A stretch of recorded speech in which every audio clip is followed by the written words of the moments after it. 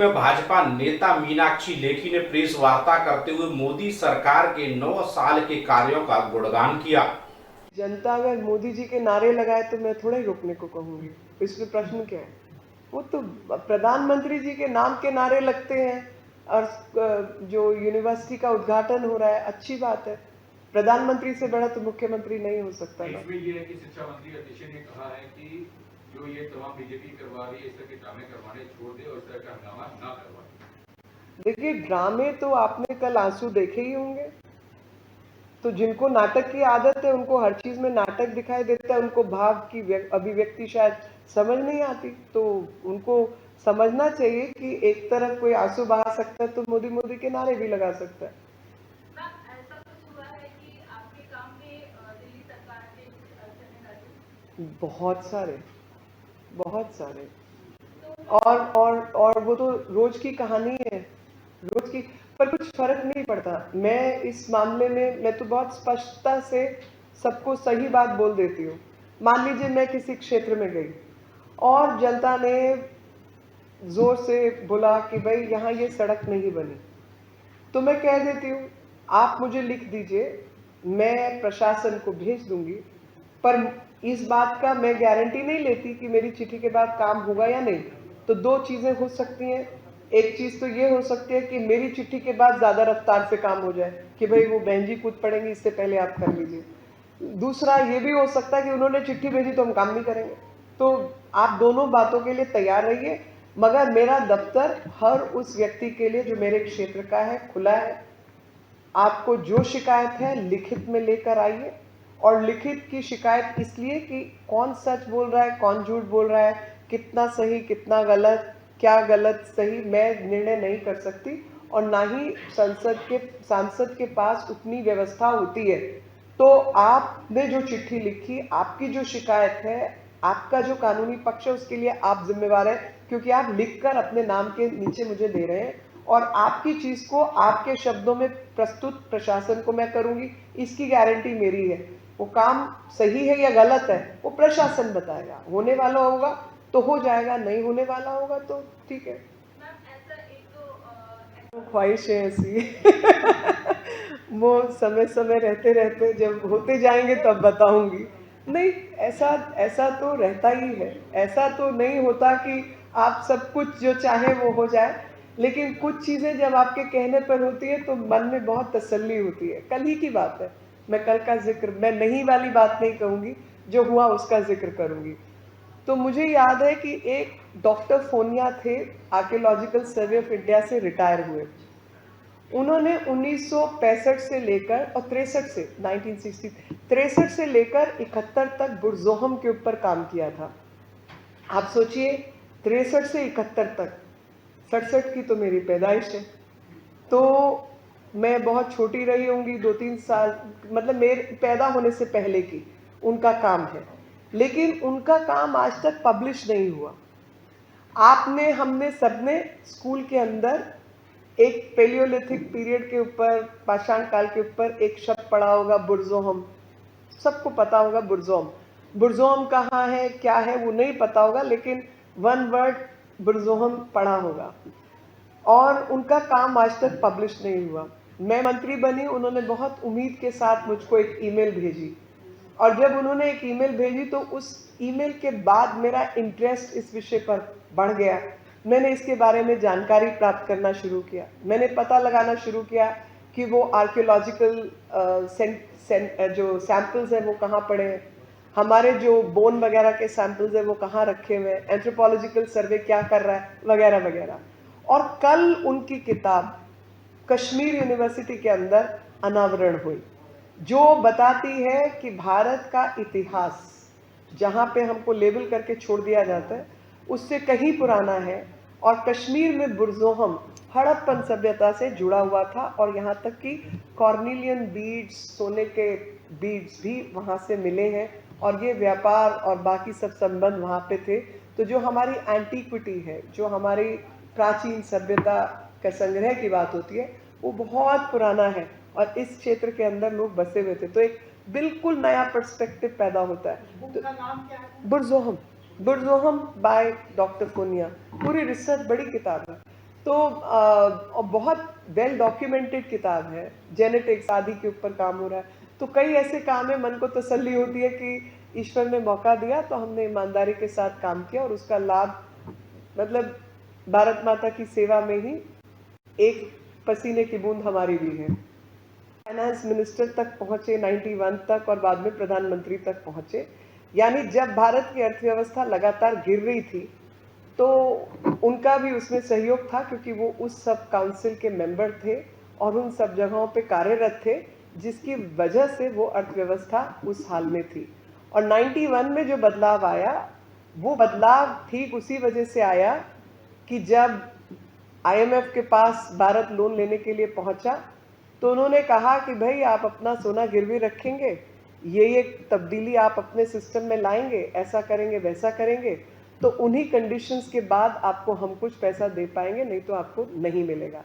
91 से लेकर 2014 तक की अगर हम कहानी पढ़ें तो 2014 तक भी भारत की अर्थव्यवस्था जो है सब सहारन अफ्रीका से नीचे थी। और 2015 पहली बार ऐसा हुआ कि हमने 2015 के बाद लगातार मेहनत करके सब सहारन अफ्रीका से ऊपर अपनी अर्थव्यवस्था को उठाया, और उसका श्रेय किसी और को नहीं, मैं प्रधानमंत्री मोदी जी को देना चाहती हूँ। आपको याद है, मुझे याद है, हम सबको याद है कि हम लोग फ्रेजाइल 5 इकोनॉमीज में पहुंच चुके थे। जो आज हालत हमारे पड़ोसी देश की है, वो हालत हमारे देश की भी थी। और 70 साल की आज़ादी के बाद भारत में गरीबी हटाओ के नारे लगते थे, लेकिन बावजूद उसके गरीबी कैसे हटनी है, हटानी है, उसके विषय पर कोई कार्य नहीं होता था। मैं आपको याद दिलाना चाहती हूँ कि 2014 में जब भारत में केंद्र सरकार बदली और प्रधानमंत्री मोदी जी प्रधानमंत्री बने, तो उस समय पर 120 करोड़ से ऊपर का देश था, लेकिन देश के अंदर मात्र 12 करोड़ के आसपास खाते थे। यानी देश की अर्थव्यवस्था टोटली अनऑर्गेनाइज्ड और डिसऑर्गेनाइज्ड अर्थव्यवस्था का हिस्सा थी, जिसमें आम जन, जो कि बहुत बड़ा GDP का हिस्सा होता है अनऑर्गेनाइज्ड सेक्टर, उसको तो पब्लिक फंडिंग भी अवेलेबल नहीं थी, क्योंकि बैंक के खाते ही नहीं थे। तो तब आकर 48 करोड़ से ऊपर खाते खोले गए, टोटल 53 करोड़ के आसपास मात्र 4 महीनों के अंदर। और उन खातों के जरिए जो अनऑर्गेनाइज्ड अर्थव्यवस्था थी उसको ऑर्गेनाइज किया गया, और जो पैसा चोरी चकारी भ्रष्टाचार करप्शन में आम आदमी को झेलने में निकल जाता था, भ्रष्टाचार को, वो पैसे को रोकना शुरू किया। जो कि कांग्रेस की सरकार के समय पर भी ये बात मानी जाती थी और कही जाती थी कि अगर 100 रुपये चलते हैं तो दिल्ली से, और तो वो हाथ जिस हाथ तक पहुँचने वहाँ मात्र 15 रुपये ही पहुँचते हैं। जब प्रधानमंत्री आवास योजना के घर बने तो उन घरों को महिलाओं के नाम पर देने का काम, गैस का चूल्हा उस घर तक पहुंचाने का काम, ताकि जो फूड सिक्योरिटी की बात होती है या फ्यूल सिक्योरिटी की बात होती है या सैनिटरी पैड्स की बात होती है, इन सब की ज़रूरत उस आम महिला को थी जिन विषयों पर कोई बात करने को राज़ी नहीं था। और बेटी बचाओ बेटी पढ़ाओ की बात होती है, लेकिन किस तरीके से उन स्कूलों के अंदर शौचालय बनाने का काम करना था वो किसी ने नहीं किया था। तो आज एक sense of contentment, a sense of, मैं हैप्पीनेस, सेटिस्फैक्शन कहूँगी, कि एक वो विचार मन में ज़रूर आता है कि अगर देश की जनता ने हमें सरकार में रहने का मौका दिया, प्रधानमंत्री जी को प्रधानमंत्री बनाया, तो हमने पूरी ईमानदारी के साथ उन विषयों पर काम किया जो आज तक अछूते थे, और आज़ादी उन लोगों को और उन विषयों पर पहुंच नहीं पाई थी, आज़ादी के लाभ उन तक नहीं पहुंचे थे। SC ST वर्ग को लेकर आप सब जानते हैं, लेकिन उनसे जुड़े हुए अगर म्यूजियम्स की बात की जाए, उनसे जुड़ी हुई धरोहर की बात की जाए, बिरसा मुंडा की बात की जाए, बोरफुकन की बात की जाए, आज़ादी में शहीद होने वाले हमारे शहीदों की बात की जाए, तो कहाँ उनके नामों का जिक्र होता था। लेकिन आज़ादी के अगर 75 वर्ष पूरे किए तो हमारे मंत्रालयों ने, और पूरे हर घर तिरंगा से लेकर नेताजी सुभाष चंद्र बोस के जो मूर्ति है उसको लगाने का काम हो, चाहे आज़ादी के बाद शहीद हुए हमारे देश के जो सैनिक थे, और उनकी संख्या कोई कम नहीं है, उनके नाम को लेकर अगर कोई मेमोरियल बनाने का काम है तो वो भी आकर प्रधानमंत्री मोदी जी ने ही किया। 70 साल की आज़ादी में उसको वो स्थान तक नहीं मिला। तो जो सेंस ऑफ अचीवमेंट नहीं कहूँगी, मगर सेंस ऑफ सेटिस्फैक्शन ज़रूर कहूँगी और कॉन्फिडेंस ज़रूर कहूँगी कि हमें भरोसा है, विश्वास है कि जो काम बाकी है उसको हमारी पूर्ण करने की क्षमता है। और जनता का अगर विश्वास हमारे साथ है तो चाहे वो इसरो हो, चाहे वो नाविक हो, चाहे वो देश की डिफेंस मिनिस्ट्री हो, एक्सटर्नल अफेयर्स मिनिस्ट्री के काम हो, कल्चर मिनिस्ट्री के काम हो, रेलवे का नेटवर्क हो और तमाम स्वास्थ्य संबंधित सेवाएं, आयुष्मान भारत, अपने अपने लेवल पे, अपने अपने स्तर पर हमने वो सब क्षेत्रों में काम किया है। 4 लाख किलोमीटर इस देश ने सड़कें भी बनाई हैं, पोर्ट्स के ऊपर भी काम हुआ है और तमाम घरों में हर घर नल से जल की सुविधा पहुंचाने का भी काम किया जा रहा है, जिसमें 13 करोड़ घरों को जी ने अगर कोई भी आदेश हमें दिया तो उस आदेश का पूर्ण रूप से पालन किया गया। और नतीजा ये है कि अपने देश की और क्षेत्र की जो जनता है उसकी जो जो मुश्किलें हैं उनको आसान करने का प्रयास किया गया। 5000 से अधिक लोगों को जो है प्रधानमंत्री PMRF, प्रधानमंत्री रिलीफ फंड के माध्यम से जो है उन सबको हमने सरकारी तौर पर, क्योंकि हमारे पास आयुष्मान भारत नहीं है, तो जिनकी लिवर की प्रॉब्लम हुई, हार्ट की प्रॉब्लम हुई, भयंकर बीमारियां हुई और उनके पास पैसे नहीं रहते उन सबका इलाज कराने के लिए, तो तकरीबन 7 करोड़ से ऊपर का पैसा हमने प्रधानमंत्री रिलीफ फंड के माध्यम से उन तक पहुंचाने का काम किया है। आपके कुछ मतलब कहने को बहुत कुछ है, ये सब तमाम कागज़ मैं लेके आई हूँ, ये सब कागज़ मेरे पास है और ये सब योजनाओं से संबंधित वार्षिक कार्य जो है वो भी मेरे पास।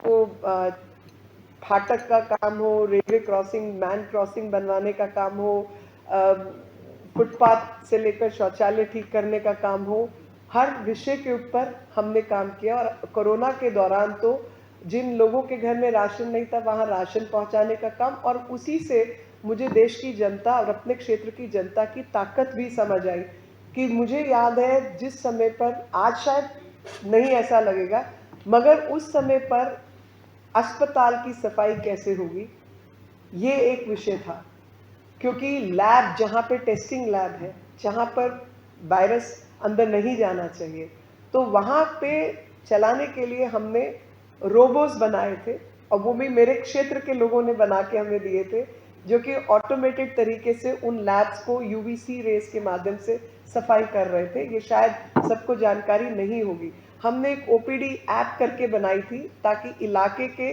जब आप डॉक्टर को कांटेक्ट नहीं कर पा रहे तो उसका नंबर और उसकी तमाम डिटेल आ जाए, ताकि उस क्षेत्र में आपके नज़दीक जो भी डॉक्टर है आप उसको उस ऐप के माध्यम से कांटेक्ट करें और फेस टाइम, व्हाट्सएप के ज़रिए से आप उसकी सलाह ले पाएँ जब आप बाहर नहीं निकल सकते।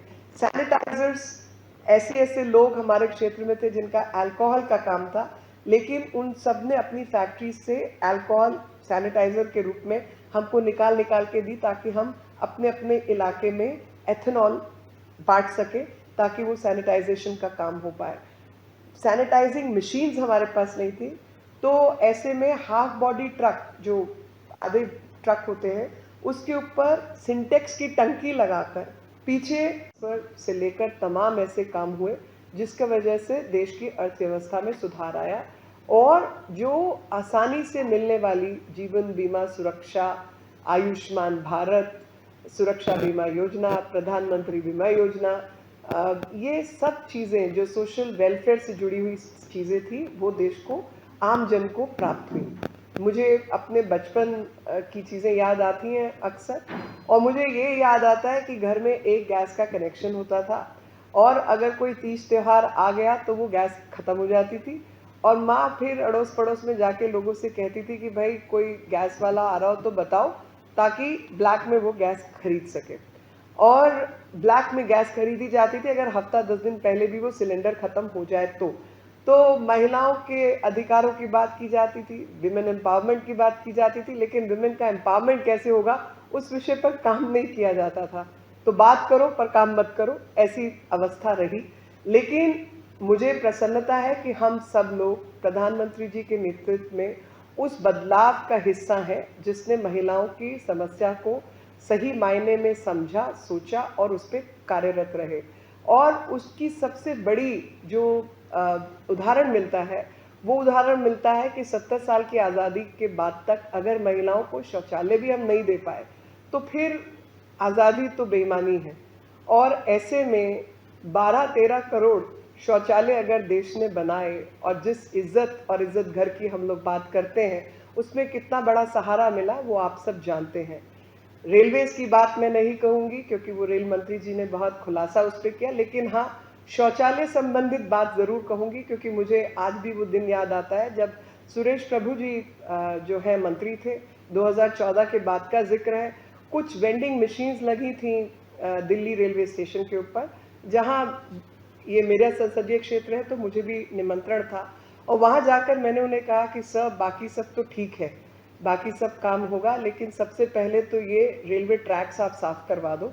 स्वच्छ भारत चल ही रहा है लेकिन रेलवे ट्रैक्स जो है वो सबसे ज़्यादा खराब होते हैं और गंदे होते हैं और मुझे समझ नहीं आता कि रेलवे ट्रैक के ऊपर लोग जाकर क्यों शौचालय की तरह इस्तेमाल करते हैं। और आज वो बदलाव आप सबको दिखाई देता है। कई बार लोगों को शायद ऐसा लगता होगा कि क्या शौचालय बना दिया तो क्या करें, कोई बड़ा काम नहीं किया, लेकिन मैं ये मानती हूँ कि आम जन, आम नागरिक, आम महिला और अंतिम पंक्ति में खड़ा अंतिम व्यक्ति अगर कोई है तो वो महिला है। और उस महिला के लिए अगर शौचालय बनाने का काम 82 करोड़ लोग